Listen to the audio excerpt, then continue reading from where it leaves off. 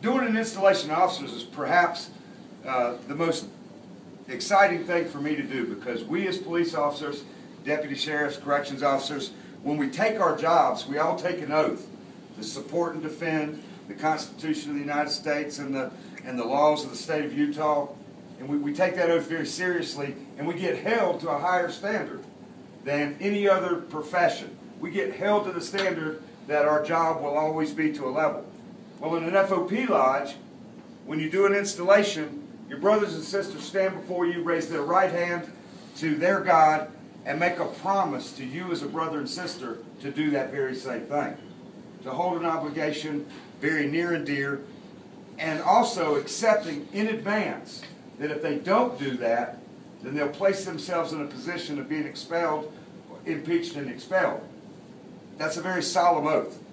And there was a sheriff in Erie County, New York one time that after being sworn in as sheriff found out that his duties also required him to pick the hangman for all executions in Erie County, New York.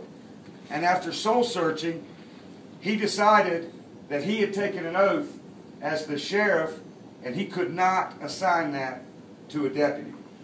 So in his tenure as the sheriff, every execution, he was the executioner in his own county. He went on to hold another government position as the 22nd and 24th President of the United States. And Grover Cleveland said this about work. He said, "Honor lies in honest toil." And what we do as FOP members, working for these huge salaries that we now have with bonuses, their work is very honest, and they toil very hard for you as a member. But they do it for the love of the organization and the love of the profession. And it's just an honor for me as the national president to be able to swear them in and watch them swear in front of their brothers and sisters that oath of allegiance. And it means a lot to me when they do that. And with that in mind, and with the obligation that I've described, are you all willing to continue and be sworn in as an officer in the Utah State Lodge? And if you would say, if you will continue, say, "I will." I will. If you would please raise your right hand as I do.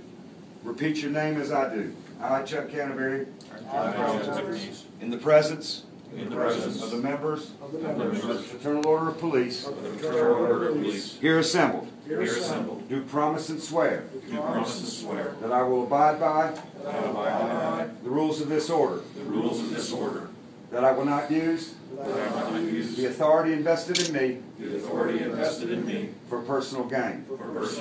Should I violate this, my solemn oath, I hereby bind myself under no less a penalty than being impeached from office and expelled from the order. To all of which I solemnly and sincerely promise and swear. So help me God. Brothers and sisters, I give you the Utah State Board for 2012.